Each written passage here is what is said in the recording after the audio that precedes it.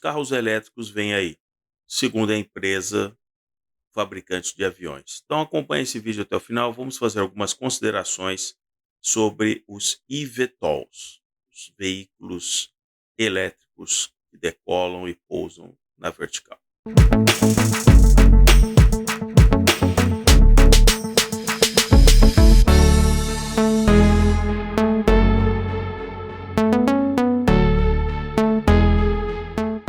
Bem-vindo ao canal Modernidade e Ciência, sou Paulo Bittencourt e neste vídeo vou comentar com vocês a respeito de uma matéria. De tempos em tempos aparece sempre uma matéria, aquela propaganda com relação aos carros elétricos, os eVTOLs. Os eVTOLs, I E de elétrico, VTOL, Vertical Takeoff Landing, que é o termo para veículos que se deslocam, pousam, decolam na vertical. E aí tem empresas de fabricação de aviões que estão estudando esses dispositivos. No caso da empresa brasileira em questão, ela não tem um protótipo construído. É só computação gráfica.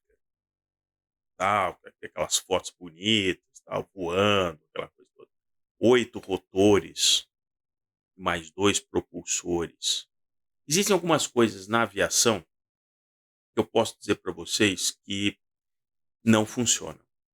Pois é, com 100 anos de aviação, existem algumas coisas que a gente já descobriu que não funcionam.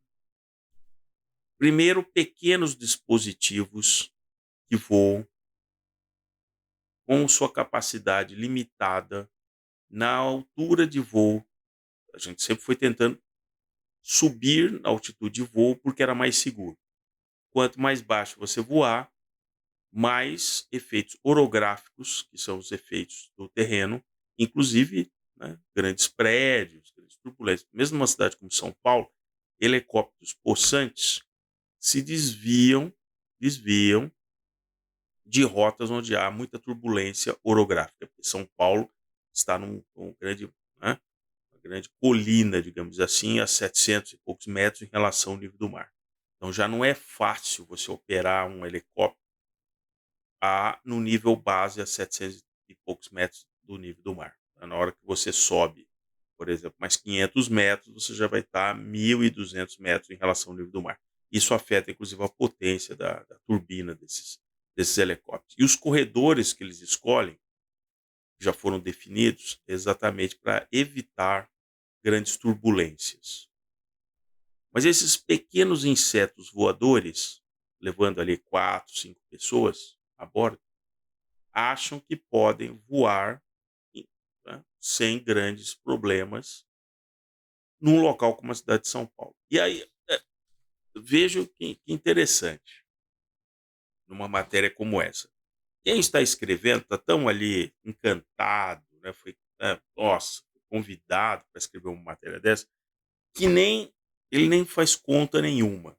Então ele vai desdobrando aquela maravilha, porque o eVTOL, como ele é elétrico, tem menos pegada de carbono, aí já vai entrando para um lado lúdico, maravilhoso e tal. Só que ele não consegue fazer uma conta sequer. Numa matéria como essa, que o jornalista afirma aqui? Que a autonomia de um eVTOL desse é de 10 a 15 minutos. Quando eu li isso, eu disse assim: não é possível que você escreveu isso, que a autonomia é de 10 a 15 minutos. Eu jamais subiria em algo que voe que tenha autonomia de 10 a 15 minutos.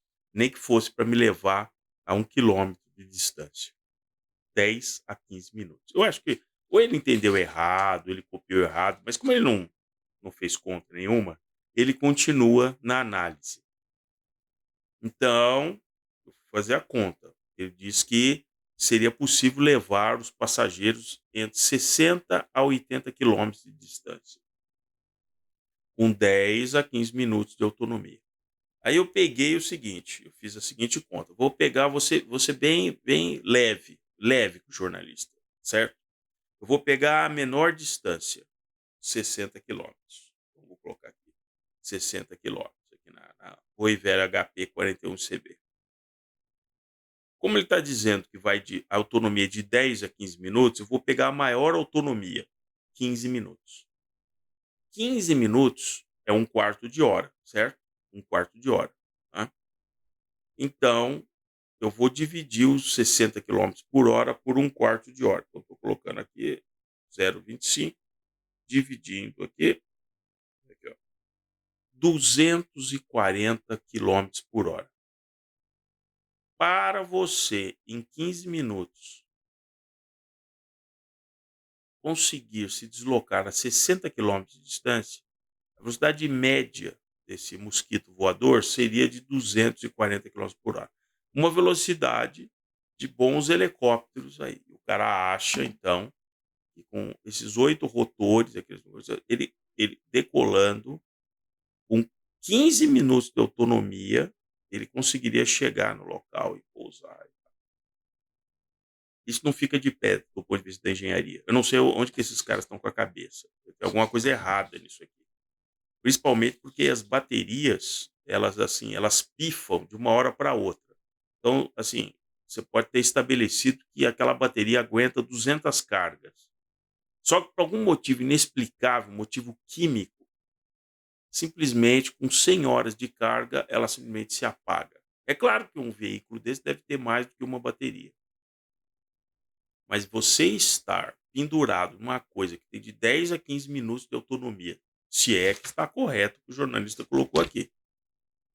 E de repente você tiver uma pane numa bateria dessa, e você está numa certa altitude, que não é numa altitude que você vai estar livre de voo de pássaros, de linhas de transmissão. Você não está voando a 12.000 metros de altura. Né? Você está voando o que? A 1.000 metros de altura em relação ao solo. É muito baixo. Você tem toda uma interferência, sabe, de massas de ar, de coisa.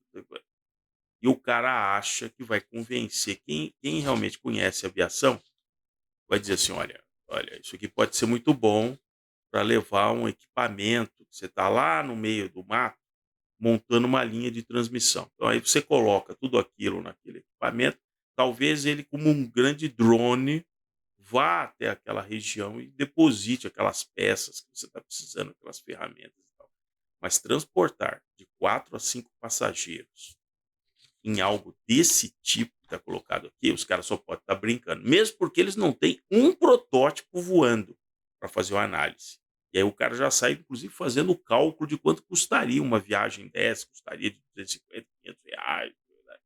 Então, de novo, para mim, isso é mais uma daquelas matérias lúdicas para manter você sempre imaginando que você vai em algum lugar pegar uma mosca voadora e ele vai te levar até algum local. E aqui diz, não, inclusive o ruído é muito menor do que um helicóptero. Eu quero ver o ruído de 8 rotores girando em altíssima velocidade, se o ruído em decibéis é menor do que realmente um helicóptero, proporcionalmente à massa e tal do helicóptero, sem ter um protótipo voando.